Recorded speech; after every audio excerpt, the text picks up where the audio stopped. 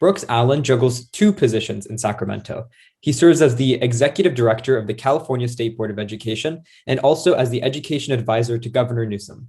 Previously, as a lawyer, he worked as the statewide director of education advocacy for ACLU of Southern California, as a legal counsel for the Marin County Office of Education, and as an advisor for legal and policy affairs at Common Sense Media.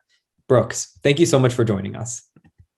Thanks, Ed. Or more appropriately, Member Fatah, as I have the great pleasure of serving as the executive director of the State Board of Education, on which Zaid sits as our student member, and I'm incredibly honored to staff him every day. As I'm sure many of you have met him or are learning through this conference, he's an incredible voice, a passionate speaker on behalf of students across all of California.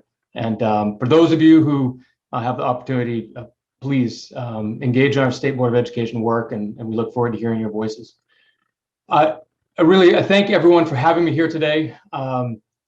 It is one of the great honors and opportunities in my position to work not only just with our student board members, but to be able to meet and learn from teachers and students across every region of California in this position. I only wish we were able to do it in a large room and hope to be doing that soon. It's always a little strange to be doing this across a screen, but really do look forward to the questions that I know Zaid will be facilitating a little bit later. I'm particularly interested and excited to be with you here today because I believe that we're at an inflection point in our country.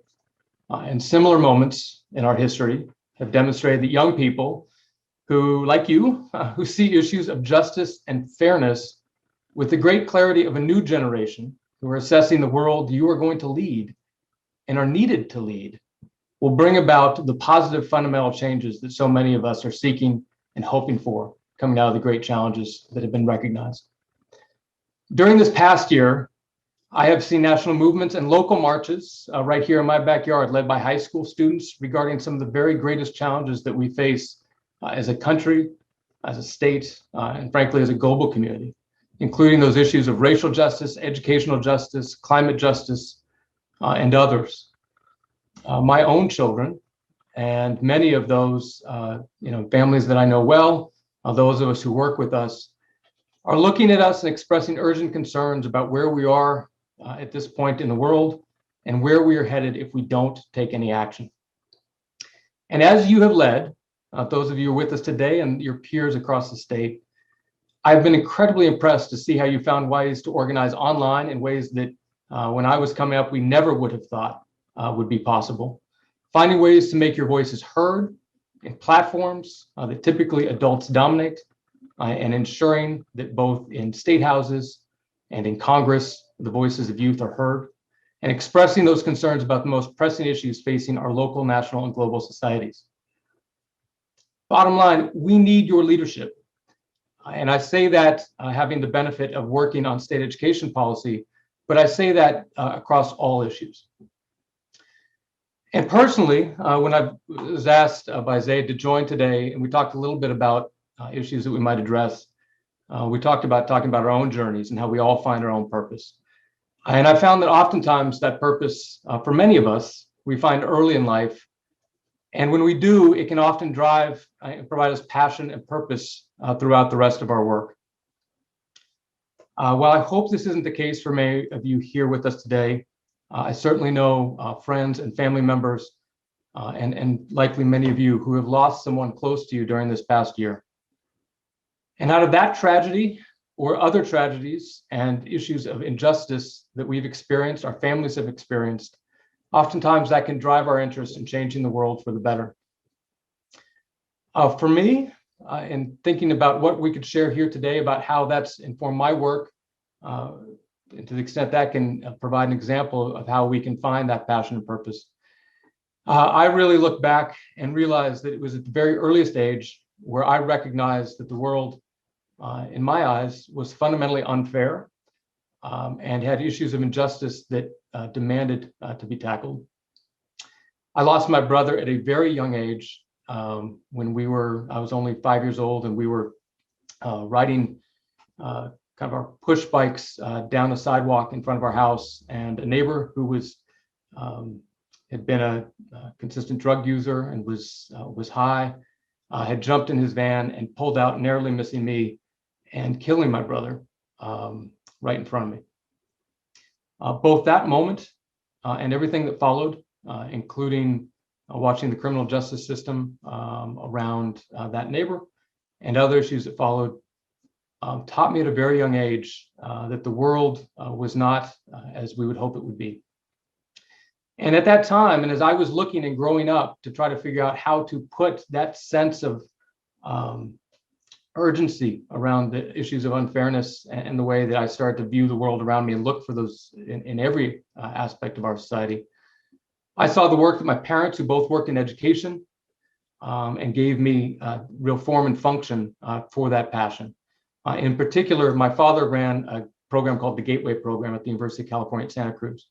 That was a program focused on bringing students who are the first in their families to go to college onto a college campus to get that experience, to learn what it would be like to go to college, and demonstrating the power of education to serve as a gateway for opportunity, and frankly, to breaking cycles in our socioeconomic barriers to opportunity. And growing up both there on campus, where we actually lived with the students going through that program, and at Oaks College, and really as just after having experienced the loss of my brother, being frankly adopted by many of those students who became my brothers and sisters and stayed with me for the rest of my life. And now I came to view that the opportunity to do something to make the world a better place and a more just place fundamentally would focus on improving educational opportunity and recognizing the deep inequities in our educational system and wanting to do something about that. That led me in college to work with the Upper Bound program, where I worked with many high school students. I hope we have a few TRIO students out there in the audience today.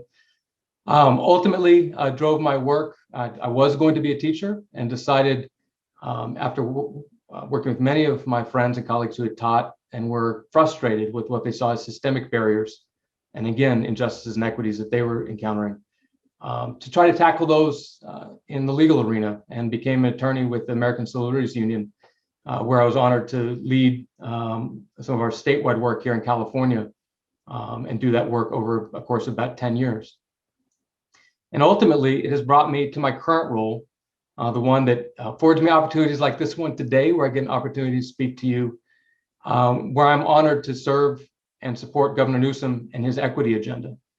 And for those of you who have not had a chance to hear what the governor is proposing, I would like to share just a couple of those details today, mostly so you can hear what we're doing and the kinds of policies that we can help effectuate when you get into positions of state government, but ultimately policies that I hope you lend your voice to, either helping, supporting, or shaping, both as we move them at a state level, but also as we move them at a local level, which fundamentally is where a lot of this work has to be done and does get done on a day-to-day basis. Governor Newsom's equity agenda recognizes essentially two fundamental truths about our schools here in California. And frankly, this is a truth that spreads well across, but for our purposes, it's really focusing on California. And that is one that I'm sure I don't need to tell any of you, which is that schools, as much as they are critical to providing the academic skills, teaching the writing, the reading, history, science, all our core academic topics, and providing the skills that provide us with opportunities for college and career when we leave, they're also where we develop those rich connections between each other, with friends, mentors, as well as the adults in the schools that can provide incredible leadership, and I'm recognized and serve as mentors, both for college and career moving forward, and really nurture our mental and social emotional well-being. And those are all things that I think over the past year plus, so many of us have, while we've known it, has brought that truth even more to the fore. And the budget proposal that the governor has put forward really support and recognize that fundamental truth. The second fundamental truth is that deep structural inequities continue to deprive all too many students of those very opportunities across the state. And we have been tackling those and will continue to tackle them for as long as we can, and with every effort and every dollar we can toward that effort. So while California's recovery is underway and schools are going to be back full-time in the fall, no one can be satisfied with simply going back to the way things are or were. Under the California Comeback Plan, we're aiming to transform our public schools to provide before and after school instruction, sports and arts, personalized tutoring, nurses, counselors, and nutrition, paired with new preventative behavioral health services for every student in California, but particularly focused immediately on our hardest hit communities and our low-income schools.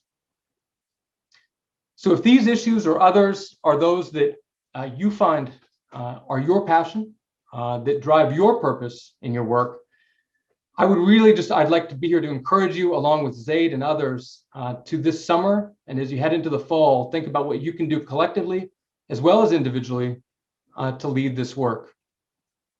So for one, if you're early in your high school career, this gives you opportunities to join school site councils, join the school paper, join the local paper. Our incoming state board member actually writes for the regional paper with the Modesto Bee. Join one of the great organizations that's featured here at this conference, like CASC, Gen Up, or think about applying to join your school board if you have an opportunity to serve as a student school board member or your local PTA board. We need your voices in every way around schools, and also we need them in our broader community. And that is why the other issue I'd love to bring to your attention in our few remaining moments here today is to talk about the State Seal of Civic Engagement, which is a new initiative that was adopted by the State Board of Education last September that allows those of you who are in 11th or 12th grade to actually earn a seal. It's the physical seal that goes on your transcript or on your diploma of recognizing the significance of your accomplishments in civic engagement. There are state criteria, and they really are not meant to be restrictions. They actually allow for unique or unconventional expressions of civic engagement. And they cover both productive academic engagement, along with participation in one or more informed civic engagement projects that addresses real world problems, the kinds of problems that have led so many of you and your colleagues, both online and to the streets in the past year plus, to advocate for change in our communities. In doing so, we have every school district adopts their own local criteria. So this is a very immediate thing that you can engage with your local district. So go back and ask your schools, hey, do we have our local criteria for our State Seal of Civic Engagement? Can I earn one? What are those criteria? Lend your voices to helping develop those criteria, and ultimately help find a way that we can recognize and incentivize those peers of yours who may not be with us here today, but you think might be interested to find ways to both get involved civically, but also to have that engagement recognized in a very real way. Some of you may oftentimes hear in this era, and I've just said it now, about local control. And we talk about the local control funding formula, which is our equity-driven schools formula here in the state. It does really depend on local voices. And when that happens, all too often, that can mean adult voices, those voices who are there year after year in our schools. And those are incredibly important voices, from our teachers to the parents to community leaders. But ultimately, the schools are there to serve you, to serve your brothers and sisters, your cousins, your friends who are coming up through the K-12 system, and to serve them better. And for that, we need your voices. We need your passion, and we need your purpose. Speaking up at the local school board meetings, at our state board meetings, with your local city councils, with the state legislature, and with Congress. We need your voices at every front to help drive that kind of fundamental positive change that we are so excited to know that you all and your friends are going to lead in the coming years. So with that, I thank you. I wish you good luck, and I welcome any questions, and I'll turn it back to Zaid. Thank you so much, Brooks, for sharing your story, for giving us all that positive encouragement, and for just being the leader that you are. I kind of see you behind the scenes and know all the amazing stuff that you do behind the scenes. So thank you just for everything that you do. But on to some of the questions from our audience members. Our first question is from one of our audience members named Sam, and they ask, are there any common misconceptions about California's education policy that you find particularly frustrating? If so, what? Thanks, Sam. In my job, there's probably a lot of things that I find frustrating from time to time. I think one of them is that oftentimes there's a fundamental misunderstanding about how our finance system works. I know Ed100, it's not to plug it too much, but I think there's some great primers where you can help explain how education funding can work. It is not simple, but oftentimes people believe it's purely driven by what may be happening locally, and don't really pay enough attention to what we have at the state level, where ultimately a lot of those decisions are made. So I would just really encourage folks to find out how the dollars are generated, where they flow. And oftentimes I hear people say, well, I'm just told it can't work that way. And when you kind of peel it back, you understand that folks have gotten used to where things working the way they do, but it doesn't mean they have to work that way. And so I would just encourage you to ask questions, as always. Awesome. We actually just heard from Mary Perry in the previous session, who gave us kind of a quick primer about Mary's brilliant. So yeah, how absolutely. the school finance system works, but great to hear that. Another question comes from Everett, and they ask, I've seen a lot of students scared to speak up because they feel like they'll be brushed off or that it'll make no change. How do you go about changing these views? Yeah, I think this really speaks to, I can't think of a better time to look around for examples of why it's important to organize. I think I would always encourage, and I think all of you will, speak up as individuals, but the collective voice can be incredibly powerful.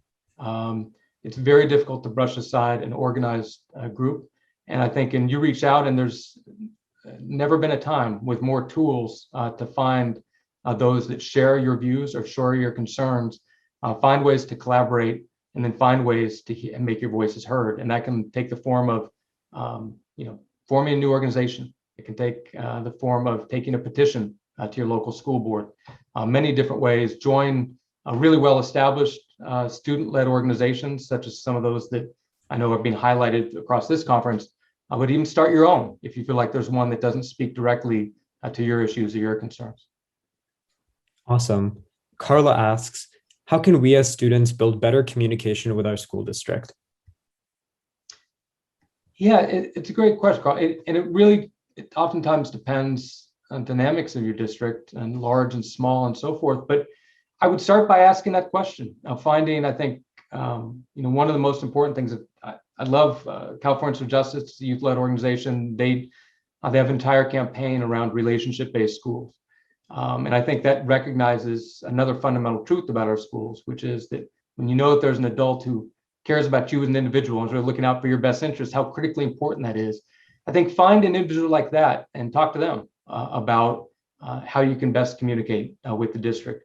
There's always the fallback of every district has its governing board meetings. There's opportunities and open public comment to go speak. But I think oftentimes, and Carl, I don't want to presume in this question, but I think oftentimes there's the question of, well, is that really effective? How will I know I'm really reaching people who want to hear? And I think if you can find those adults who want to listen and are interested in hearing the student voice, they can really help connect you to those folks that you need to make your voice heard to. Awesome. Jeffrey asks, what's the most effective example you've seen of a student advocacy effort? Well, I mean, there are so many. I really think about just across this past year when we think about what's taken place, whether issues around gun violence across the country and hearing youth voices step up, both locally and nationally, to be very passionate and to have a platform that I think few would have believed would be possible. In fact, we've seen others question whether it was legitimate, when clearly it is, and to make that something that's not just kind of at a national level, but actually finding local voices to lift up the similar campaign. So I think that's one at kind of a national level. I would say some of the great work Californians for Justice has done, both regionally and having chapters across the state. I just mentioned one of my favorites recently around the relationship-based schools. I think they've been able to make connections both in local districts, but also at a statewide level, and really have their voices heard, which is a real testament to their organizing ability. Mm-hmm. I mean, personally, if I were to answer the question, I'd say that when CASC established the student member position on the state board back in the 60s with the California Department of Education, that was pretty effective. You are a living testament to the impact of that organizing work. Absolutely. Yeah. Exactly. Another question from Josie, who asks, do you think that school systems will be different now than they are back to in-person sessions? And then if so, how? So, Josie, that's certainly the hope and intent, I think, of, and I don't mean that just in terms of speaking on behalf of the governor and the administration in terms of the hope, but I think in speaking to so many teachers, administrators, counselors across the entire state, I think there's a really broad recognition that as students are returning, whether you returned obviously this year, but also coming back and now stepping a new year, kicking it off, it can't be just like it was, right? Both in so many ways that we've known for a long time, things that needed to change and improve in schools, but also fundamentally trying to recognize the mental health, social and emotional needs of every student, every staff member as well, to make it a place that can support all of us holistically. We need it in our workplaces too, but schools is so critically important. And I would hope that we see those changes and those resources made more available. Awesome. I don't know if you grew up on Harry Potter, Brooks, but let's say that you have one of those Harry Potter magic wands. Lexi asks, what changes would you make to California's educational policy right now if you could change anything, wave a magic wand to do so? Yeah, I grew up as the books were still coming out when I got older. I was still getting those books when I was in law school, but I was reading them as they came out. If we could change anything to education policy right now, I think I would accelerate the changes that we've talked about that we're trying to put in place. A lot of the things that I tried to briefly touch upon about really trying to transform our schools where they're providing enriching everything from nutrition, mental health resources, healthcare resources, but also really rich arts and music offerings, sports offerings to every campus from kind of a 7 a.m. to the evening everywhere. And so no matter where you are in the state, that would be available to you. We feel like we're trying to put a really strong start on that effort with very historic levels of investment to do that, but it's going to take some time to scale that. If I could just wave a wand, I would definitely accelerate that progress. Awesome. We have a lot of questions left, but I think we only have time for about one or two more questions. So earlier today we heard Ted Dintersmith, who's a former venture capitalist turned education advocate, argue that standards are crushing the soul out of school. But it seems like standards are also the way to make sure that school is important and that subjects are taught to everybody in kind of an equal and fair way. What do you think is the way to balance this kind of dichotomy?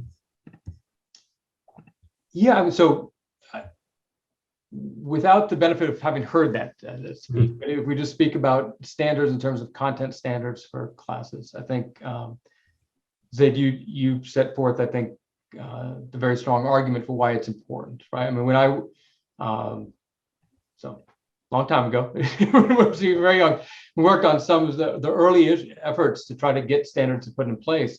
We talked about both content standards, performance standards, and how you pull these in. And it is fundamentally to, in much the same way, we want to ensure that all students, no matter where you live, no matter which school you go to, have the same types of opportunities. Standards really drove that. And I know that for so many of teachers in the classrooms, the concern is very well meaning, but oftentimes there's so many standards, it's hard. How do you cover which ones, right? In fact, there was a lot of this past year, it's led to what you've gotten to see on the state board, right? Where they brought kind of a new set of kind of key standards. If you have kind of reduced amount of time, how can you cover and cover more of them? I think that's really key. And then I think really continuing to build and scale the most engaging forms of instruction, right? You know, some of our teachers who can do amazing things. And it's not whether it's a standard or not, it's kind of how you make it engaging, right? And how you really tie it to what we care about and what we see as reflective around us. And I think that's the key, right? I think the standards are just one piece of identifying ideally what students need to know at every grade level before they leave school to be well prepared for college and career. But really, I think focusing on how you handle the instructional side is so critical for that. Definitely. One more question for you. Serving on the state board for the last year, my vote counts, but that's not true in any or most school districts, school boards. Why is that? And what do you think it would take to change that? Yeah, I mean, those are typically local determinations in terms of representation and decisions of what wants to be done. And so that that takes those local conversations. It's a great example of, I don't know if it's purposeful, but it's a great example of trying to tie together a few of the threads of what we discussed, which is, Yeah. If there's an issue, an area where, you wanted to organize, and the students are on this call said, look, that's something we will organize around because we think that would be critically important and would lead to the kinds of changes that we think are important. Connect those dots, right? Create those campaigns, talk to the folks who make the decisions locally, and make your voices heard and make your case, right? I mean, I think it's a great example of kind of how to build the example, not just saying, hey, we want it just to have it, but to what end, right? How is that going to change things? And how is not having that led to decisions that we think haven't been as particularly well informed by the student voice, and make that case. Awesome. Well, thank you so much, Brooks, for taking the time out of your day. We know that you're incredibly busy, juggling 2 positions in Sacramento. So it really means a ton that you're able to come out and speak to us today. Well, anything for you, Zaid. So I'm glad to be here. Thank you. Okay. Have a great day, Brooks. All right. Take care.